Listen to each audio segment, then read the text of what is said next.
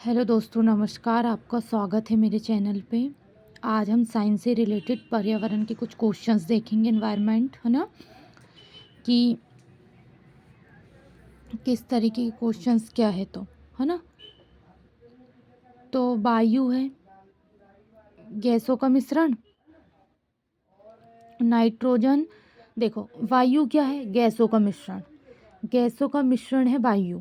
अगर आता है ऑप्शन में तो गैसों का मिश्रण लगाइएगा, है ना। नाइट्रोजन कितना है? 78%। ऑक्सीजन इसमें कितना है? 21%, है ना। वायु जो है वो गैसों का मिश्रण है। तो वायु में कार्बन डाइऑक्साइड की मात्रा कितनी होती है? 0.03%, मतलब बहुत कम, है ना। पृथ्वी के सबसे करीब का मंडल है क्षोभ मंडल। पृथ्वी के जो सबसे करीब का मंडल है वो क्षोभ मंडल। जैसे ही हम पृथ्वी से कुछ दूरी पर उठते हैं तो हमको क्षोभ मंडल दिखाई देता है। मौसमी घटनाएं किस मंडल में घटती है?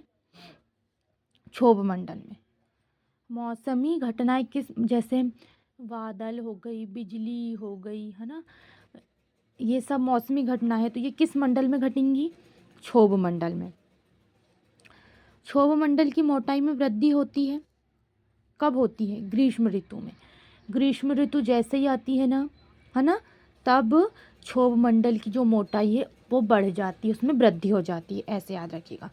क्षोभ मंडल में प्रति 165 मीटर की ऊंचाई पर जाने पर ताप घटता है। देखो, जब क्षोभ मंडल है उसके हम 100 मीटर प्रति, है ना, मीटर की ऊंचाई पे हम चले जाएंगे, तब जाने पर ताप घट जाएगा। कितना घटेगा?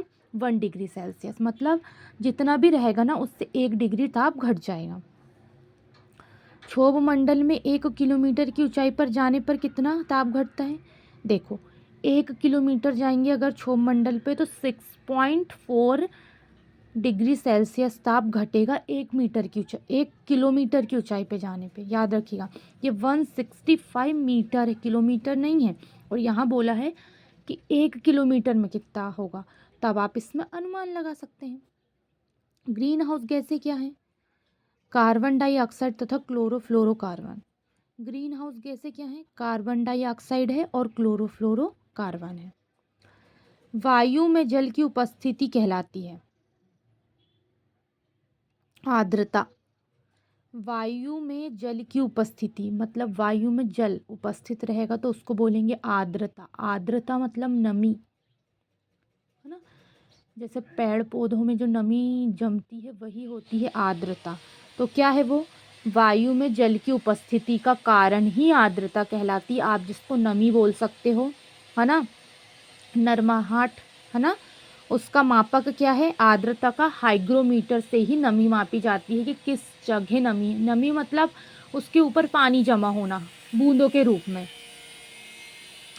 भूमंडल पर जल भाग है, मतलब ये बोल रहा है कि जो हमारा भूमंडल है उसमें जल का कितना भाग है, मतलब हमारी पृथ्वी पे जल का कितना भाग है। तो हमारी पृथ्वी पे जल है 71%।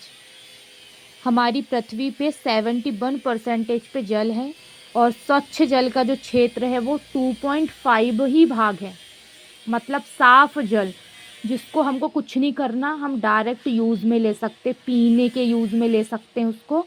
तो ऐसा भाग है 2.5, इतना ही भाग है स्वच्छ जल, जिसको हमको कोई एक्सपेरिमेंट नहीं करना है, उसको हम डायरेक्ट पीने योग्य ले सकते हैं। बाकी ये जितना भी भाग बचा है ना वो अस्वच्छ जल है, मतलब उसको हम शुद्ध कर सकते हैं। वो पीने योग्य पानी नहीं है, जल तो है लेकिन पीने योग्य नहीं है, हम उसको शुद्ध कर सकते हैं। वातावरण तथा जीवमंडल के बीच का संबंध। पारिस्थितिकी। वातावरण और जीवमंडल के बीच का संबंध क्या है? पारिस्थितिकी। पारिस्थितिकी तंत्र में नाइट्रोजन का संचरण होता है। पारिस्थितिक तंत्र में नाइट्रोजन का परिसंचरण होता है जीवाणुओं द्वारा। पारिस्थितिक जो हमारा तंत्र है उसमें नाइट्रोजन का परिसंचरण होगा जीवाणुओं द्वारा। जीवमंडल पर ऊर्जा का मूल स्रोत है सौर ऊर्जा। हमारा जो जीव मंडल है उसमें ऊर्जा का मुख्य स्रोत है सौर ऊर्जा, सूर्य से प्रकाश होने वाली, सूर्य से प्राप्त होने वाली ऊर्जा सौर ऊर्जा। हमारा जीव मंडल में जहाँ जीव रहते हैं, हम जैसे मनुष्य और जीव, पशु पक्षी, सब उसको बोलते हैं जीव मंडल। उसमें ऊर्जा का मुख्य स्रोत है सूर्य से आने वाली किरण, सौर ऊर्जा। फलीदार पौधों की जड़ में पाया जाता है राइजोबियम। राइजोबियम जो है वो फलीदार, है ना, फलीदार पौधों की जड़ों में पाया जाता है। जैसे फली दाने, है ना, फली दाने, है ना, उनकी जड़ों में देख लीजिएगा, वो मूंग है उनकी जड़ों में देख लीजिएगा, उनकी जड़ों में राइजोबियम पाया जाता है, फलीदार पौधों में। पृथ्वी के ताप को बनाए रखने में उत्तरदायी है CO2 एवं जलवाष्प। जो पृथ्वी का ताप है उसको बनाए कौन रखता है? CO2 एवं जलवाष्प। मतलब कार्बन डाइऑक्साइड और जलवाष्प है जो पृथ्वी के ताप को बनाए रखता है ना। तो देखिए हम इतने ही क्वेश्चन देख रहे हैं आज से। देखिए वायुमंडल का सबसे ऊपरी परत, ये हम यहाँ से हम कल पढ़ेंगे, मैंने निशान लगाया। आप इतने ही पढ़िए, इसमें गलती नहीं होनी चाहिए। हम थोड़े थोड़े देख रहे हैं लेकिन अच्छे से देख रहे हैं, तो आप इतने ही पढ़िए, इनको तैयार करिए, इनमें गलती नहीं होनी चाहिए। बाकी इतने सारे क्वेश्चन है, हम इनको कल देखेंगे, ठीक है। आज के लिए पर्यावरण के टॉपिक वाइज में सिर्फ इतना ही। धन्यवाद।